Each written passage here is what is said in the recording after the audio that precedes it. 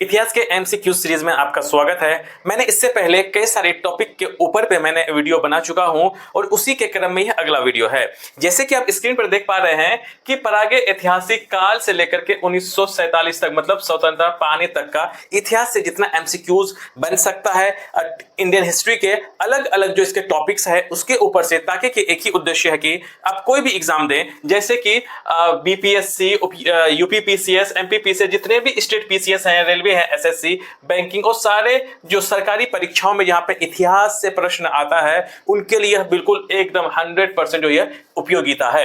यह जो है हिस्ट्री के एमसीक्यूज वो हर वीडियो में 10 ही प्रश्न रहेगा और ये प्रश्न बड़े महत्वपूर्ण रहेंगे कि इसको जो हर एक जो प्रश्न है उसके 4 ऑप्शंस को मैं इसमें एक्सप्लेनेशन करता हूं, ताकि कि एक प्रश्न के साथ साथ आप 4 और प्रश्न जो है आप उसके इन्हीं के माध्यम से आप सीख सकते हैं।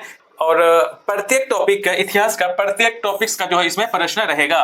और साथ में जो टॉपिक्स का जो आज की जो वीडियो रहेगी, इस पहला लेक्चर है वो है हिस्टोरिकल सोर्सेज, मतलब यहाँ पे हो गया ऐतिहासिक स्रोत के माध्यम से जहां जहां से इस टॉपिक से कई सारे प्रश्न कई बार पूछा जा चुका है और हर एक प्रश्न जो है वो बड़े महत्वपूर्ण रहेंगे, क्योंकि एक प्रश्न में 4 जो उसके ऑप्शंस होते हैं, मैं चारों को एक्सप्लेनेशन करता हूं। इन सब के बारे में पहले ही लेक्चर में बता दिया हूं, हर एक में बताना थोड़ा सा अच्छा नहीं लगता है और ये जो वीडियो लंबी हो जाती है। अब चलिए, अब मैं शुरुआत करता हूं आज का पहला प्रश्न से।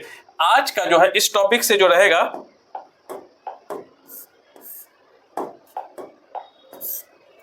चलिए आज का जो रहेगा हिस्टोरिकल सोर्सेस का पहला है, ये है हिस्टोरिकल का मतलब यहां पर हो गया है ऐतिहासिक स्रोत के बारे में मैं बात करूंगा कि इनसे कई बार कई अलग अलग तरह का जो प्रश्न पूछा गया है। चलिए इसके क्रम में सबसे पहला जो इसमें ऑप्शन मतलब प्रश्न है उसको समझते हैं। इस प्रश्न पहला यह है कि निम्नलिखित में से किसने बड़े पैमाने पर सोने के सिक्के जारी किए थे या फिर किए हैं? तो इस ऑप्शन नंबर 1 की अगर मैं बात करूं वो रहेगा यूनानी, बी कुषाण शासक, सी मौर्य, डी शुंग। ये जो आरआरबी 2006 में ये प्रश्न पूछा गया है, तो इस प्रश्न का जो आंसर रहेगा वो रहेगा बी कुषाण शासक ने जो सोने के सिक्के के सब जो बड़े पैमाने पे इसने जारी किया था। अब ऑप्शन नंबर 1 को समझते हैं।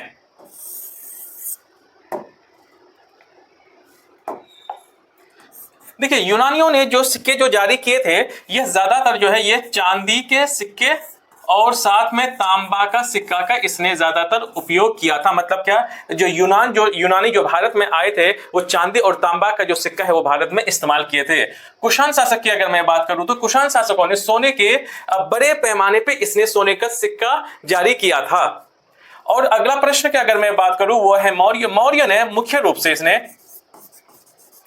मुख्यतः इसने जो है चांदी और तांबा का ही सिक्का जो है, ये मौर्य जो वंश के जो राजा थे उन्हें चांदी और तांबा का सिक्का शुरू किया था। ये जो मौर्य लोग हैं चांदी को सिक्के को ये रुपयक या कारशापन, ये कारशापन लिखा हूं मैं, कारशापन मतलब कि यह है कि मौर्य जो लोग थे चांदी को सिक्के को रुपये या फिर कारशापन कहते थे और तांबे के सिक्के को इन लोग माशक कहते थे, माशक।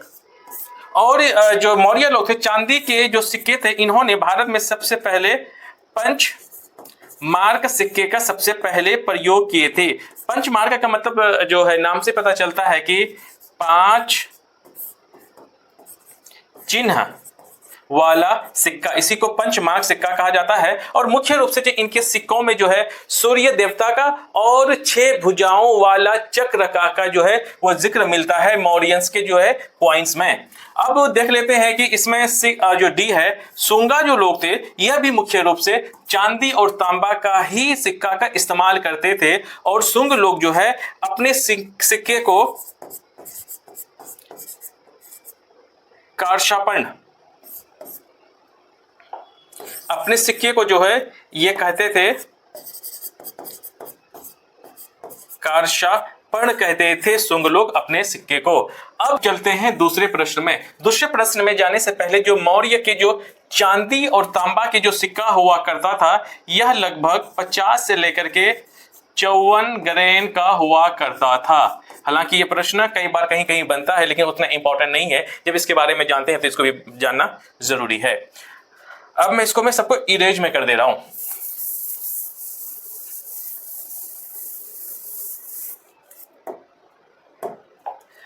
दूसरा प्रश्न क्या कहता है कि ऐहोल प्रशस्ति शिलालेख के रचयिता रवि कीर्ति किस चालुक्य शासक के जो दरबारी कवि थे? तो ऑप्शन नंबर ए पुलकेशिन फर्स्ट जो प्रथम थे, विक्रमादित्य प्रथम, पुलकेशिन द्वितीय, डी विक्रमादित्य द्वितीय। जो इस प्रश्न का जो आंसर है वो है पुलकेशिन सेकेंड। पुलकेशिन सेकेंड के ही दरबारी थे। इन्हीं के यहाँ एक रवि कीर्ति नाम के बहुत बड़े जो है एक कवि हुआ करते थे। इन्होंने ही ऐहोल प्रशस्ति की या शिलालेख की इसने ही रचयिता था, इसने ही लिखा था। और ऐहोल आज के समय जो है यह कर्नाटक में पड़ता है। अब समझ लेते हैं पहला प्रश्न को। पुलकेशिन फर्स्ट जो थे चालुक्य वंश के यह संस्थापक थे। कौन? पुलकेशिन सेकेंड। और विक्रमादित्य के दरवाजे में कोई भी महत्वपूर्ण कवि नहीं थे। और पुलकेशिन द्वितीय के बारे में मैंने बता ही दिया। और जो इसी के बारे में थोड़ा सा ये है कि इसी ऐहोल प्रशस्ति में कई सारी अहम जानकारी मिलती है, जिसमें कि सबसे बड़ी जानकारी ये मिलती है कि हर्षवर्धन को पुलकेशिन सेकेंड ने द्वितीय ने जो हराया था, इनका जिक्र जो है इसी ऐहोल प्रशस्ति या फिर शिलालेख में मिलता है। इसी हिसाब से यह प्रश्न महत्वपूर्ण बन जाता है। विक्रमादित्य द्वितीय थे, इसके भी यहाँ कोई भी जो फेमस या फिर प्रसिद्ध कवि नहीं थे, लेकिन इन्हीं के यहाँ एक शासक हुआ करते थे जिनका नाम था विक्रमादित्य सिक्स।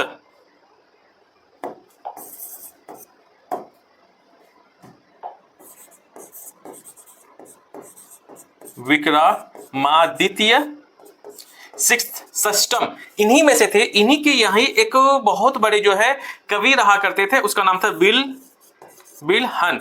यही बिलहन ने एक किताब लिखा था जिसका नाम था विक्रमांक देव। इस किताब का नाम था विक्रमांक देव चरित्र।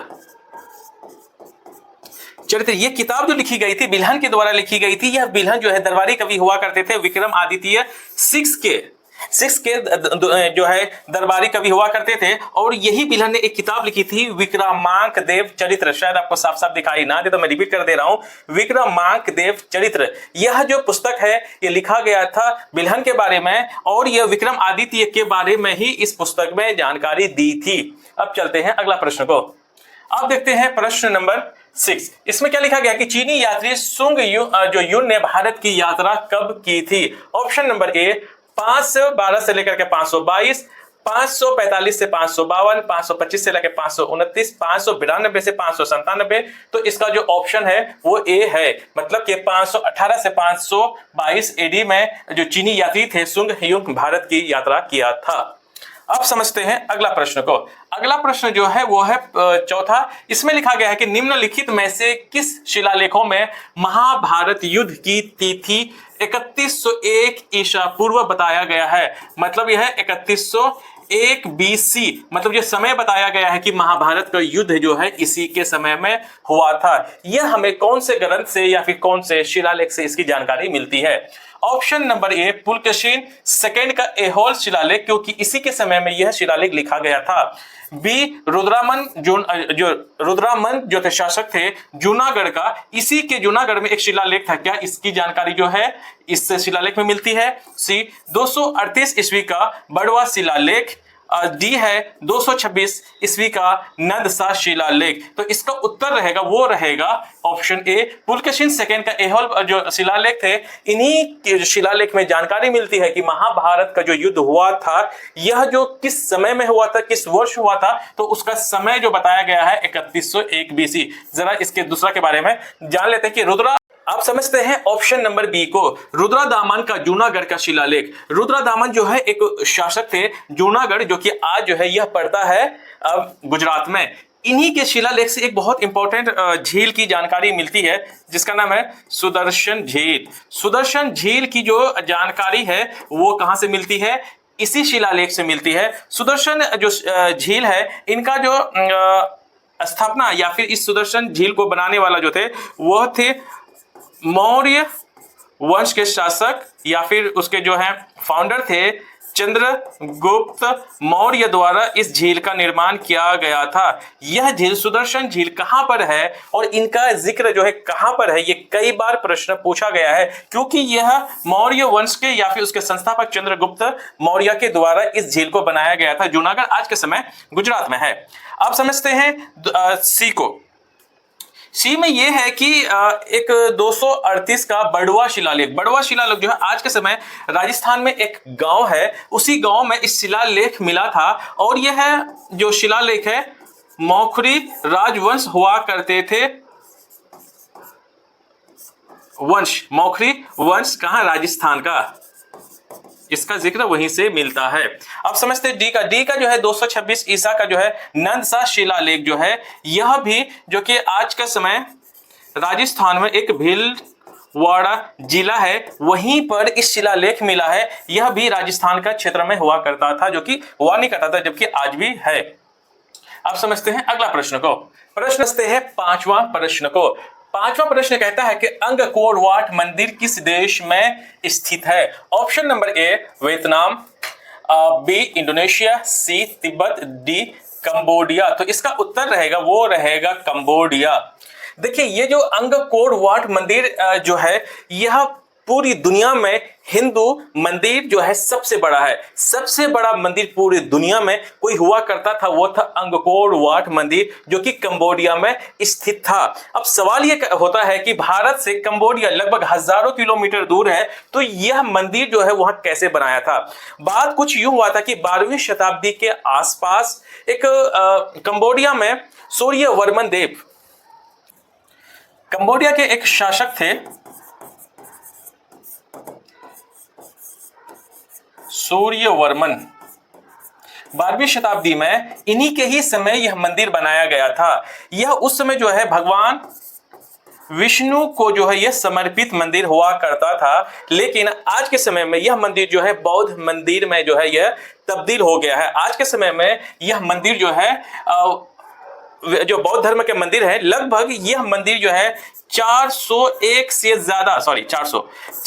एकड़ से ज्यादा जमीन में यह फैला हुआ था। यूं हुआ था कि सूर्यवर्मन के जो पूर्वज थे, उनका संबंध भारत के दक्षिण जो भारत है वहीं के ब्राह्मण परिवार से इनका संबंध था, और इनके जो पूर्वज है वो भारत से ही कंबोडिया गए थे, जो कि वहां पे शासन किया। उसी के समय में यह मंदिर बनाया गया था। आपको जानकर हैरानी होगी कि इन मंदिर में जो भारत से हजारों किलोमीटर दूर 12वीं शताब्दी में ये जो यहाँ पे चोला जो राजवंश थे, और इन वंशों के जो ये वंश जो थे, इसका नाम था खमेर साम्राज्य। खमेर साम्राज्य या फिर खमेर वंश के ही ये शासक थे। खमेर वंश के और साथ में चोल साम्राज्य के मिक्स करके एक बहुत ही खूबसूरत मंदिर बनाया गया था, जो कि आज भी स्थित है। इसकी जो अभी का अंदरूनी हिस्सा बहुत बदल दिया गया है, लेकिन भारतीय ग्रंथों की जो चीजें हैं उसमें लिखी गई थी उस समय, जो कि आज एक उतना भव्य मंदिर जो कि आज जो है एक बौद्ध मंदिर में तब्दील हो गया है। इसमें जो मैंने ज्यादा एक्सप्लेनेशन कर दिया कि कई बार एग्जाम में पूछा गया है, इसलिए ये जो है एक महत्वपूर्ण बन जाता है। अब चलते हैं छठा प्रश्न को। छठा प्रश्न को देखूं तो अधिकतम सोने के सिक्के किस काल में जारी किया गया था। एक बात है किस काल में, तो मैक्सिमम गोल्ड क्वाइन जो है वो सबसे ज्यादा किसके समय में भारत में जो है उसे उपयोग किया गया था। Option number A Kushan, B Gupta काल, सी इंडो ग्रीक काल, मौर्य काल, ऑप्शन डी। तो इस प्रश्न का जो उत्तर रहेगा वो रहेगा गुप्त काल। गुप्त काल में सोने के सिक्के सबसे जो ज्यादा किया गया था, लेकिन लार्ज पैमाने पे जो इस्तेमाल किया गया था वो कुषाणों में गया था। दोनों में थोड़ा सा अंतर है। जहां मैक्सिमम की बात आ जाए, अधिकतम सोने के सिक्के की अगर बात आ जाए तो वो गुप्त काल की बात हो जाए। लार्ज पैमाने पे जो लार्ज स्केल पे बड़े पैमाने पे जिसने सोने के सिक्के भारत में जारी किया था वो था कुषाण शासक। तो जरा समझते हैं, कुषाण शासक भारत में बड़े पैमाने पे सोने के सिक्का को इसने जो है जारी किया था।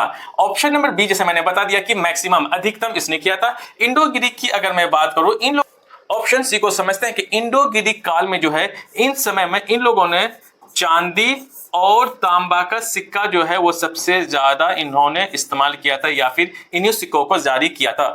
मौर्य काल में मैंने बता दिया चांदी और तांबे का सिक्का हुआ करता था, जो कि चांदी के सिक्के को रुपये या फिर कारशापन कहा जाता था और तांबे को सिक्के को माशक कहा जाता था, जो कि मैं पहला ही प्रश्न में कर दिया था। इस हिसाब से जो इसका जो है ऑप्शन नंबर बी इसका सही उत्तर है। अब समझते हैं अगला प्रश्न को। प्रश्न नंबर 7।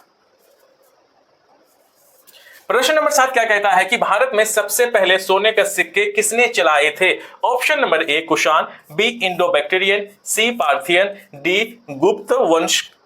तो इसका उत्तर रहेगा वो रहेगा बी, इंडो बैक्टीरियन जो है भारत में सबसे पहले सोने का सिक्का जारी किया था। उसके बाद जो है अलग अलग राजवंशों ने अपने अपने समय में सोने, चांदी, तांबा का जो है वो सिक्का जारी किया था। तो कुषाण तो मैंने बता दिया कि यह सबसे लार्ज स्केल में किया था, और इंडो बैक्टीरियन ने सबसे पहले भारत में सोने का सिक्का जारी किया था। पार्थियन जो लोग, ऑप्शन नंबर सी को समझते हैं, पार्थियन जो थे यह भी चांदी और तांबा का सिक्का जो है इस्तेमाल करते थे। चांदी का सिक्का बहुत कम और तांबा का सिक्का ज्यादा। पार्थियन जो लोग थे वो इन सिक्के को इस्तेमाल करते थे। गुप्ता तो मैंने बता दिया कि ये जो मैक्सिमम अधिकतम सोने का सिक्का जो है इसने ही शुरू किया था। अब समझते हैं प्रश्न नंबर 8 को। प्राचीन भारत के लोग बर्मा को किस नाम से जानते थे? मतलब भारत के जो लोग हैं बर्मा को, जो कि आज का समय जिसे म्यांमार कहते हैं, उनको किस नाम से जाना जाता था भारत के लोग प्राचीन भारत में? तो ऑप्शन नंबर ए स्वर्ण भूमि, बी यवद्वीप, सी स्वर्ण द्वीप, डी पर जो है परलय मंडलम। तो इसका जो उत्तर रहेगा वो रहेगा स्वर्ण भूमि। देखिए जो बर्मा को जो है स्वर्ण भूमि के नाम से जाना जाता था। यवद्वीप जो है आज के समय इंडोनेशिया में जो एक द्वीप है, जो कि वहां का सबसे ज्यादा जनसंख्या वाली एक द्वीप है, उस द्वीप का नाम है जावा। जावा द्वीप को ही उस प्राचीन समय में जो है यवद्वीप कहा जाता था, जो कि इंडोनेशिया का एक द्वीप है। और ये जावा द्वीप जो इंडोनेशिया की सबसे ज्यादा जनसंख्या वाली द्वीप है। तो अब समझते हैं जो ऑप्शन नंबर सी है, स्वर्ण द्वीप जो है यह भी इंडोनेशिया का एक द्वीप है, और उस द्वीप का नाम है सुमात्रा। सुमात्रा द्वीप जो है सुमात्रा द्वीप का जो पुराना नाम है वो स्वर्ण द्वीप है। सुमात्रा द्वीप जो है आज के समय जो है इसी सुमात्रा द्वीप में एक झील है जिसको टोबा झील कहा जाता है। टोबा झील दुनिया का सबसे बड़ा झील वाला ज्वालामुखी है। इस बात को आपको याद है, थोड़ा सा एडवांस में है, लेकिन हमारा जो है जो मोटिव है इसी को थोड़ा समझाना था। थोड़ा सा मैंने सुमात्रा की जो बात आई थोड़ा मैंने बता दिया कि टोबा यहाँ पर झील है, दुनिया की सबसे बड़ी झील है जहां पर ज्वालामुखी फटता है एक झील में। अब समझते हैं अगला प्रश्न ऑप्शन को। अगला ऑप्शन वो है परले मंडलम, जो कि आज के समय तमिलनाडु में एक जगह है जिसका नाम है कांचीपुरम। यह पड़ता है तमिलनाडु में आज का समय। इन्हीं का ही पुराना जो नाम है वो था परलेमंडलम। कांचीपुरम जो कि आज भी मंदिरों के लिए बहुत प्रसिद्ध है, और इसी कांचीपुरम की जो रेशम की जो साड़ी है वह विश्व प्रसिद्ध है। इन्हें जीआई टैग भी मिला हुआ है। अब समझते हैं अगला प्रश्न को। अगला है प्रश्न नंबर 9 को। प्रश्न नंबर 9 कहता है कि प्लिनी की जो एक मूल कृति, एक उसकी बड़ी ही फेमस किताब थी जिसका नाम था नेचुरल हिस्ट्री, किस भाषा में लिखा गया था? Option number A Greek, B French, C Latin, D Angrezi मतलब इंग्लिश। तो सबसे पहले मैं ये समझना पड़ेगा कि जो प्लिनी थे, प्लिनी जो है वो कहाँ के रहने वाले थे? प्लिनी जो रहने वाले थे वो रहने वाले थे रोम के। जो पुराने जो प्राचीन रोम है वहीं के रहने वाले थे, और रोम की जो भाषा जो लोग बोलते हैं उसी को लैटिन कहा जाता है। कुल मिला करके इस प्रश्न का जो उत्तर है वो है लैटिन, क्योंकि रोम के रहने वाले थे और रोम में जो है लैटिन भाषा का इस्तेमाल होता था। इसी हिसाब से यह जो है लैटिन भाषा में ही लिखा गया था नेचुरल हिस्ट्री प्लिनी के द्वारा। देखिए हमारा जो वीडियो ही बना हुआ है कि जो ऐतिहासिक स्रोत पे है कि इतिहास का स्रोत हमें कहाँ कहाँ से मिलती है, क्योंकि इसी नेचुरल हिस्ट्री से ही हमें कई सारे भारत के इतिहास के बारे में भी कई सारी जानकारी मिलती है। ये देखिए नेट जेआरएफ 2005 में भी ये प्रश्न पूछा गया था। अब समझते हैं प्रश्न नंबर 10। चचनामा सिंध का इतिहास है मूलतः किस में लिखा गया था, मतलब किस भाषा में लिखा गया था? इस प्रश्न का मतलब है कि किस भाषा में लिखा गया था। Option number A Farsi, B Arabi, D Sanskrit, C D Hebrew भाषा। तो इसका उत्तर रहेगा वो रहेगा फारसी भाषा में लिखा गया था। देखिए चचनामा एक ऐसी किताब है, एक ऐसी पुस्तक है जो कि हमें सिंध विजय के बारे में हमें जानकारी मिलता है। जो पहला मुस्लिम आक्रमण हुआ था 711 ईस्वी में मोहम्मद बिन कासिम, और मोहम्मद बिन कासिम से भी पहले उबैदुल्ला और एक ने आक्रमण किया था, लेकिन वो फेलियर रहे थे। तो पहला मुस्लिम आक्रमण और साथ में जो इसमें कामयाबी हासिल जिसको मिली थी वो थे मोहम्मद बिन कासिम। इनका जो जिक्र है इसी चचनामा में मिलता है, सिंध का विजय। और इस जो चचनामा का और एक नाम है जिसका नाम है फतहनामा सिंध, ये इस जो है बुक का और दूसरा नाम है। इसी चचनामा का और एक नाम है जिसको तारीख ए हिंद, तारीख ए हिंद, हिंदुस्तान की जो तारीख या हिंद की जगह, और उसको दूसरा जो नाम है उसका वो सिंध, तारीख ए हिंद या तारीख ए सिंध, इसका जो दूसरा नाम है। देखिए चचनामा एक्चुअली में जो ओरिजिनेट जो हुआ था वो हुआ था अरबी भाषा में हुआ था, लेकिन इनको 13वीं शताब्दी में एक व्यक्ति थे जिसका नाम था अली कोफी। 13वीं शताब्दी में अली कोफी नामक एक व्यक्ति ने इसे अरबी भाषा में, किसमें, फारसी भाषा में इसे ट्रांसलेट किया था। और इन्हीं अली कोफी के ही जरिए से हमें सिंध विजय के बारे में जानकारी मिलती है। तो 10 प्रश्न आज पूरा हो गया। तो मैं उम्मीद करता हूं कि आपको बेहतर से जो है ये टॉपिक के बारे में समझ में आया। जैसे मैंने कहा कि ये ऐतिहासिक स्रोत के बारे में हमें पढ़ना है, एमसीक्यूज उसी से सॉल्व होंगे। कई सारे इसमें और भी बहुत सारे जो एमसीक्यूज वो बनता है। अगला जो लेक्चर रहेगा वो इसी पे अगला पार्ट रहेगा कि इससे जो और भी कौन कौन से स्रोत है जहां से हम भारतीय इतिहास को अच्छे से समझ पाते हैं। जय हिंद।